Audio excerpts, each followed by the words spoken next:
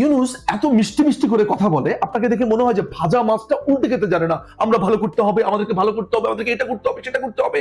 কিন্তু এই বদমাইশটাকে কখনো আপনি জিজ্ঞেস করেছেন, এই বদমাস, তুই ম্যানেজিং ডিরেক্টর হয়ে তোর বাপের কোম্পানিতে, যেখানে তোর 25% শেয়ার আছে, তুই টাকা দিলি কিভাবে রে? তুই কিভাবে ঋণ দিলি, কিভাবে লোন দিলি? এই প্রশ্ন আপনি কখনো এই ইউনূসকে করেছেন? আপনি তাকে বলেছেন, এই যে তুই এত বড় বড় কথা বলিস, তুই তোমার একটা চোর। এমডি হওয়ার পর তুই তোর নিজের বাপের কোম্পানিকে টেনে তোলার জন্য গ্রামীণ ব্যাংকের দুস্থ গরিব মিসকিন যাদের জন্য টাকা দেওয়া হয় বাইরের থেকে, অনুদান থেকে, সেইখানে সেই টাকা তুই তোর বাপকে দিয়েছিস। তোর বাপ কি মিসকিন? তোর বাপ কি দুস্থ? তুই তাহলে কেন দিয়েছিস? এই প্রশ্ন আপনি কখনো করেননি। আর করেননি বলেই সে ফুলে ফলে বেড়ে উঠেছে। এখন সে অনেক বড় বড় কথা বলছে, এখন পুরো দেশকে সে ক্যাপচার করে ফেলেছে।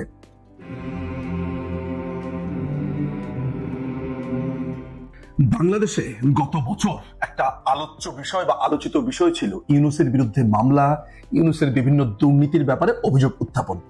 বাংলাদেশ আওয়ামী লীগ তখন ক্ষমতায় ছিল, বেশিরভাগ মানুষ মনে করত যে ইউনূসের বিরুদ্ধে এই যে দুদক মামলা করছে, গ্রামীণ ব্যাংক নিজে বাদী হয়ে মামলা করছে বা কর্তা ব্যক্তিরা মামলা করছে, এগুলো মনে হয় রাজনৈতিক উদ্দেশ্য প্রণোদিত। কিন্তু আমি কোনো মানুষকে প্রশ্ন করতে দেখিনি, আচ্ছা এই যে মামলাগুলো হচ্ছে, এই যে ঘটনাগুলো ঘটছে, এটা সত্যতা কতটুকু?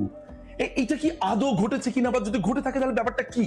কিন্তু বাংলাদেশিদের ভেতরে এক অদ্ভুত কলোনিয়াল মেন্টালিটি আমি বরাবর দেখতে পেয়েছি। ব্যাপারটা কি? ইউনূস নোবেল প্রাইজ পেয়েছে, তিনি কি দুর্নীতি করতে পারেন? অর্থাৎ ইউনূসের এমন একটা ফিগার বাংলাদেশিরা তৈরি করে ফেলেছে, এবং যেহেতু লোকটা বিদেশে থাকে, যেহেতু লোকটাকে ওবামা প্রাইজ দিয়েছে, যেহেতু লোকটা অলিম্পিকে যায়, যেহেতু লোকটার নাম পৃথিবীর অন্য দেশের পত্রিকাতে ছাপা হয়েছে, তাহলে মনে হয় উনি কোনো ধরনের দুর্নীতি করতে পারে না। এই যে আমাদের ভাবনা চিন্তার গণ্ডি, এটা ভয়ঙ্কর। ইউনূসের দুর্নীতি নিয়ে আমি তদন্ত শুরু করি গত বছর, অর্থাৎ 2023 সালের 20 সেপ্টেম্বর থেকে আমি নিজে গ্রামীণ ব্যাংকের কার্যালয়ে যাই এবং নানান ধরনের নথিপত্র সংগ্রহ করতে থাকি। এর ভেতরে অনেক ঘটনা ঘটে গেছে বাংলাদেশ। আপনারা জানেন একটা অবৈধ সরকার এখন ক্ষমতাতে, এটার প্রধান হয়েছে ইউনূস। এই ইউনূস ঠিক কিভাবে দুর্নীতি করেছে, কোথায় কোথায় দুর্নীতি করেছে, এগুলো আমি প্রকাশ করব আমার কাছে যা নথিপত্র আছে। এই পর্বের নাম আমি দিতে পারি হচ্ছে ইউনূসের ছ্যাঁচড়ামি। অর্থাৎ এটাকে মানে তার দুর্নীতির হাইট যদি এতটুকু হয়, আজকের পর্বটাকে আমি একটু আসলে খুবই লোয়ার লেভেলে রাখছি, কারণ এটা এক ধরনের ছ্যাঁচড়ামি টাইপ দুর্নীতি। ছ্যাঁচড়ামি টাইপ দুর্নীতিটা কেমন? যে ইউনূসকে 1983 সালে গ্রামীণ ব্যাংকের এমডি হিসেবে নির্বাচিত করা হয় সরকারের পক্ষ থেকে। যেহেতু গ্রামীণ ব্যাংক একটা সরকারি ব্যাংক, ইউনূসকে গ্রামীণ ব্যাংকের ডেপুটেশনে দেওয়া হয়। 1983 সালে 90 সাল পর্যন্ত সে ডেপুটেশনে থাকলেও 1990 এর পর থেকে সে আসলে পার্মানেন্টলি এই জায়গাটাতে চলে আসে। তার পারিবারিক একটা প্রতিষ্ঠান ছিল, যেই প্রতিষ্ঠানটা মুদ্রণের সাথে জড়িত ছিল, মুদ্রণ প্রকাশনা এগুলোর সাথে জড়িত ছিল। এই প্রতিষ্ঠানটার নাম শুরুতে ছিল পাকিস্তান প্যাকেজিং কর্পোরেশন, এরপরে প্যাকেজিং কর্পোরেশনে তার নাম চেঞ্জ হয়। এইটার মালিকানাতে তার বাবা দুলা মিয়া সওদাগর, ইউনূসের বাবা, এবং ইউনূসের ভাই আব্দুস সালাম, ইউনূসের ভাই মোহাম্মদ ইব্রাহিম এবং তার ভাই বোনরা সবাই এটার মালিকানাতে ছিল। এবং এই পারিবারিক প্রতিষ্ঠানটা টাকা দিয়েই তাদের পুরো ফ্যামিলি চলতো। এই পরিবার প্রচন্ড ভাবে এই মুদ্রণ প্রকাশনার উপরে নির্ভর ছিল, এবং এই মুদ্রণ প্রকাশনা প্রতিষ্ঠানটা একেবারে ধার দেনাতে একেবারে লুজ হয়েছিল, একদম ডুবেছিল। ইউনূস যখন গ্রামীণ ব্যাংকের এমডি হিসেবে দায়িত্বটা পায়, তার কাছে একটা আলাদিনের প্রদীপের মতো চলে আসলো তার পরিবারকে বাঁচানোর জন্য। সে যেটা করলো সেটা হচ্ছে এমডি হয়েই সে একটা চুক্তি করলো 17 জুন 1990 সালে তার পারিবারিক প্রতিষ্ঠানের সাথে। সে নিজে গ্রামীণ ব্যাংকের এমডি হয়ে স্বাক্ষর করছে, অন্যদিকে তার পরিবারের ওই প্রতিষ্ঠানটা শেয়ার হোল্ডার সে আবার নিজেই। অর্থাৎ কনফ্লিক্ট অফ ইন্টারেস্টের সবচাইতে ক্লাসিক এক্সাম্পল যদি আমি বলি, তাহলে এটি।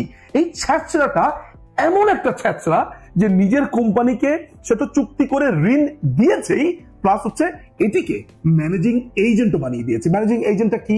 যে এই কোম্পানির সমস্ত দায়ভার, তার উৎপাদন, তার সমস্ত কিছু এই গ্রামীণ ব্যাংকই দেখাশোনা করবে। আপনি চিন্তা করে দেখেন তো, যে গ্রামীণ ব্যাংক উৎপাদন করবে, গ্রামীণ ব্যাংক পণ্য কিনবে, গ্রামীণ ব্যাংকের নানান ধরনের কেনাকাটা যা কিছু আছে, যানবাহন খরচ, অফিস আদালত, সবকিছু গ্রামীণ ব্যাংক বহন করছে।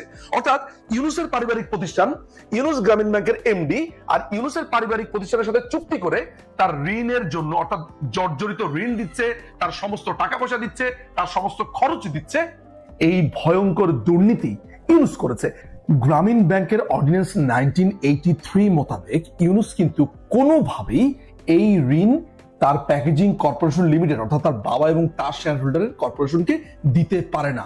এই অর্ডিন্যান্সের 19 এবং 20 অনুচ্ছেদ যদি আমরা দেখি তাহলে দেখতে পাই যে গ্রামীণ ব্যাংক অর্ডিন্যান্সে বলা আছে যে গ্রামীণ ব্যাংক থেকে যদি কোনো ধরনের ঋণ দেওয়া হয়, কোনো ধরনের সাহায্য করা হয় বা যে কিছু যদি করা হোক না কেন, সেটা দুস্থ মানুষদেরকে, বিশেষ করে গ্রামীণ যারা নারীরা রয়েছেন, নারী উদ্যোক্তারা রয়েছেন, একটা পলিসি আছে যে কাদেরকে দিতে পারবে। সেই পলিসির কোনো জায়গাতে দুস্থের সংজ্ঞাতে কোনোভাবেই এই প্যাকেজিং কর্পোরেশন যায় না। অর্থাৎ গ্রামীণ ব্যাংকের নিজের যেই আইনটা ছিল, ইউনূস নিজে সেই আইন ভঙ্গ করে তার পারিবারিক প্রতিষ্ঠানে যেখানে তার নিজের শেয়ার আছে সেইখানে সে ঋণ দিচ্ছে তার পরিবারের ঋণের দায় থেকে ওঠার জন্য। ওই যে জনতা ব্যাংকে তার প্যাকেজিং কর্পোরেশনের ঋণ আছে, সেটির থেকে তার পরিবারকে টেনে তুলবার জন্য।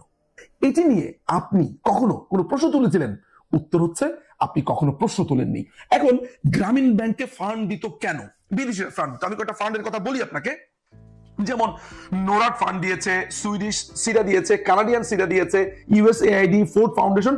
এরা ফান্ড ঋণ নানান ভাবে দিত যে বাংলাদেশে যারা গরিব ব্যক্তিরা আছে তাদেরকে টাকা দিয়ে দেখাশোনা করা, তারা যাতে একটু ব্যবসা করতে পারে, তারা যাতে উঠে দাঁড়াতে পারে, এই জন্য বিদেশিরা অনুদান হিসেবে গ্রামীণ ব্যাংকে টাকা দিত।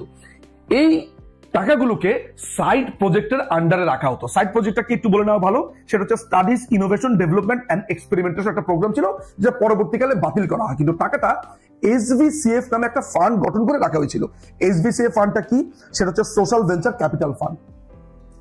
এই দুস্থদের টাকার যেই অংশটা অর্থাৎ অনুদান হিসেবে যেটা পেয়েছে, সেইখান থেকে টাকা নিয়ে ইউনূসের পারিবারিক প্যাকেজিং কর্পোরেশনকে টাকাটা দেওয়া হতো। বাটপারি, ছ্যাঁচড়ামি কোন লেভেলে চলে গেলে, মানে কতটুকু ছোট লোক, কতটুকু নিচু একটা চিন্তা ভাবনা খেয়াল করে দেখেন যে নিজে একটা ব্যাংকের ম্যানেজিং ডিরেক্টর এসে পরিবারের সবাইকে ওই ব্যাংকের টাকা দিয়ে চালানো শুরু করলো। শুধু ব্যাপারটা এখানেই সীমাবদ্ধ থাকেনি, এখানে অনেক ধরনের অনিয়ম হওয়া শুরু করলো। যেমন এই প্যাকেজিং লিমিটেডের কোম্পানির যেই জিনিসপত্র অর্থাৎ যে মুদ্রণের কাজ ছিল, অর্থাৎ লিফলেট, লেজার বই, চেক বই, নানান ধরনের থাকে। আপনারা জানেন যে গ্রামীণ ব্যাংকের শত শত এরকম শাখা ছিল।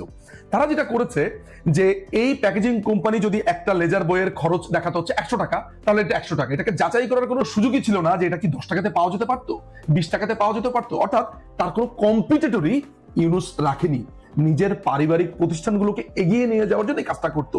আপনি যদি ইউনূসকে এখন দেখেন, অর্থাৎ প্রধান উপদেষ্টার পদ বাগাবার পর সে তার ভাইয়ের ছেলে অপূর্ব জাহাঙ্গীরকে দায়িত্ব দিয়েছে, চিটাগং বেল্টের অনেক মানুষকে এখানে নিয়ে এসেছে। অর্থাৎ এই যে তার ফ্যামিলিকে এইভাবে অবৈধভাবে সুযোগ সুবিধা দেওয়া, এই জিনিসগুলো এখনো আছে, আগেও ছিল। আমার কাছে এখানে একটা হিসাব আছে, যে একটা ইনিশিয়াল হিসাব যে ইউনূস কত টাকা ধার দিয়েছে, কত টাকা আপনার ঋণ দিয়েছে, লোন দিয়েছে। হিসাবটাতে দেখা যাচ্ছে 2 ভাগে সে তার পারিবারিক কোম্পানিকে এই গ্রামীণ ব্যাংক থেকে লোন, ঋণ নানান ভাবে দিয়েছে।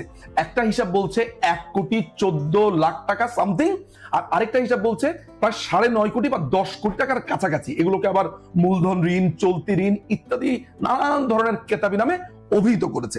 এখন আপনাকে এটাও জেনে রাখা ভালো যে এই যে মুদ্রণ প্রকাশনা যে সংস্থাটা আছে, এখানে একটা ক্রয় নীতিমালা ছিল। অর্থাৎ আপনি যদি গ্রামীণ ব্যাংকের জন্য কোনো মুদ্রণ সংশ্লিষ্ট কোনো কিছু লাগে, তাহলে আপনার সেটার মূল্যমান যদি 2 লক্ষ টাকার অধিক হয়, তাহলে আপনাকে ওপেন টেন্ডার আপনাকে ডাকতে হবে। এটা কোথায় ছিল? গ্রামীণ ব্যাংকের যে ক্রয় নীতিমালা ছিল, যেটা ইউনূসের নিজের তৈরি করা, কিন্তু শুধুমাত্র তার মুদ্রণ এবং প্রকাশনী সংস্থার ক্ষেত্রে এই নিয়ম কোনোদিনই পালন করা হতো না। যেমন 2 লক্ষ টাকার উপরে যদি কোনো ধরনের ক্রয় আদেশ হতো, সেখানে অন্য কোনো কোম্পানির সাথে যাচাই করা, টেন্ডার নেওয়া, অন্য কোনো কোম্পানি কম খরচে দিতে পারবে কিনা, এটা নিয়ে কোনো আলাপই হতো না। অর্থাৎ একটা স্বেচ্ছাচারী অবস্থাতে সে তার প্রতিষ্ঠান চালাতো। এখানে আমি হিসাবগুলো দেখতে পাচ্ছি যে 24/6/1990 সালে সে দিয়েছে 20 লক্ষ টাকা, 28/8/1990 দিয়েছে 50,000 টাকা, 1/11/1990 সালে দিয়েছে 15 লক্ষ টাকা, 27/1/1991 সালে দিয়েছে 38,64,000 টাকা। এটা কাকে দিচ্ছে? তার প্যাকেজিং কর্পোরেশনকে দিচ্ছে, তার পারিবারিক প্রতিষ্ঠান।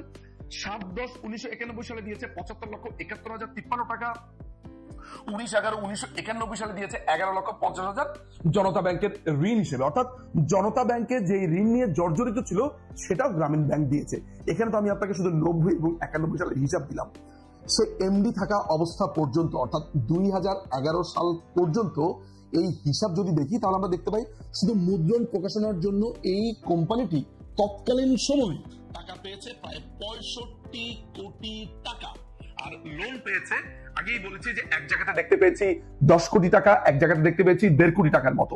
এখন এই যে অবৈধভাবে গরিবের ফান্ড থেকে নিজের বাবার প্রতিষ্ঠানে বা নিজের প্রতিষ্ঠানে টাকা দেওয়া, এটা নিয়ে কি আপনি প্রশ্ন করেছেন? এবং এই যে ঋণগুলো নিল, ফান্ডগুলো নিল, এগুলো কি ইউনূস পরিশোধ করেছে? এখানে একটা ইন্টারেস্টিং হিসাব আছে। হিসাব হচ্ছে এমন, এই ঋণগুলো একটা দীর্ঘমেয়াদী ভাবে দেওয়া হতো।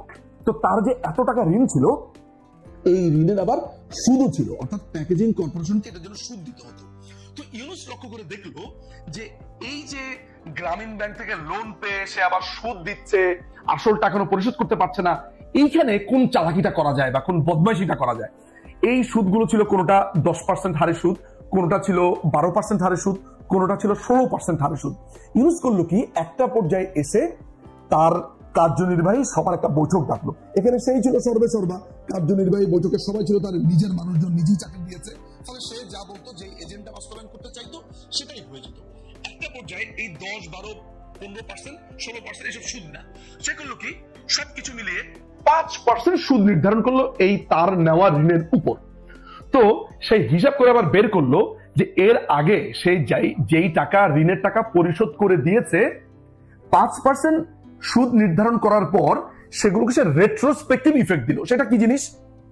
অর্থাৎ এই মুহূর্তে সিদ্ধান্ত নেওয়া হলো যে সে যে আগে যে সুদ দিত সেইটা কমিয়ে 5% করা হবে। তাহলে সেটা কার্যকর হবে কবে থেকে? নিয়ম অনুযায়ী এখন থেকে, অর্থাৎ এখন নির্ধারণ করা হলো। কিন্তু সে করেছে কি, এই 5% সুদের ব্যাপারটা সে রেট্রোস্পেক্টিভ ইফেক্ট দিয়ে আগে যে পে করেছে সেইটার মধ্যেই সে ঢুকিয়ে দিল। ফলে সে দেখালো যে অলরেডি তো আমি আগে সুদ দিয়ে দিয়েছি, যদি 5% হয় তাহলে আমি অনেক টাকা বেশি দিয়ে দিয়েছি, এখন আর আমি কোনো টাকা দিব না। তো গ্রামীণ ব্যাংক তখন হিসাব করে বের করলো যে সে যেই টাকা দিয়ে দিয়েছে সেই টাকার মধ্যে মাত্র 7 লক্ষ টাকা বাকি থাকে, কিন্তু আদতে হিসাবে বাকি থাকে কোটি কোটি টাকা। কিন্তু সুদ পুনর্নির্ধারণের কারণে ইউনূসকে মাত্র 7 লক্ষ টাকা দিতে হয়, এবং এইভাবে সে তার পরিবারকে নানানভাবে আর্থিক সুবিধা পাইয়ে দিয়েছে। কিন্তু আপনারা যখন বলছেন যে তার বিরুদ্ধে ব্যবস্থা নেওয়ার পর যে এগুলো হচ্ছে রাজনৈতিক মামলা, এগুলো তিনি করেন নাই, আচ্ছা আপনি কি এখন প্রশ্ন তুলবেন, আচ্ছা ইউনূস, আপনি ম্যানেজিং ডিরেক্টর হওয়ার পর আপনি কিভাবে আপনার পরিবারকে লোন দিলেন ব্যবসা প্রতিষ্ঠানে, যেখানে দুস্থরা পাওয়ার কথা বা অর্ডিন্যান্স অনুযায়ী আপনার পাওয়ারই কথা না? আপনি কিভাবে এই কোম্পানি থেকে ঋণ নিয়ে ঋণের সুদ 5% করলেন? আপনার কি ঋণ দেওয়ার কোনো এখতিয়ার ছিল? আপনার কি আপনার নিজের প্রতিষ্ঠানের সাথে চুক্তি করার কোনো এখতিয়ার ছিল? আপনার কি আপনার প্রতিষ্ঠানকে গ্রামীণ ব্যাংকের ম্যানেজিং এজেন্টের দায়িত্ব দেওয়ার কোনো ধরনের এখতিয়ার ছিল? এই প্রশ্নগুলো যদি আপনি করেন, দেখবেন সেগুলোর কোনো উত্তরই আপনি পাচ্ছেন না। অর্থাৎ এই যে আমরা বলছি ফ্যামিলি ডাইনেস্টি, পরিবারকে সুযোগ পাইয়ে দেওয়া, এই দেওয়া সেই দেওয়া, এই নোবেল লরিয়েট বলে যাকে আপনি বলছেন, 1990 থেকে সে এই কাজ করে আসছে। এবার বুঝলেন তো সে কেন গ্রামীণ ব্যাংকের এমডি থেকে সরতে চাইতো না? আঠার মতো ওই চেয়ারে সে লেগেছিল, কারণ সে জানে গ্রামীণ ব্যাংক হচ্ছে তার টাকা বানানোর মেশিন। এইখান থেকে সে তার আর্থিক সুবিধা, নানান ধরনের সুবিধা সে পেত বলেই এখান থেকে সে সরতে চাইতো না। তার এই দুর্নীতির কথা বা প্রথম দুর্নীতির কথা আমি আনলাম, সামনে আরো অনেক দুর্নীতির ইস্যুস আসবে। সে পর্যন্ত ভালো থাকুন, সুস্থ থাকুন, অনেক ধন্যবাদ।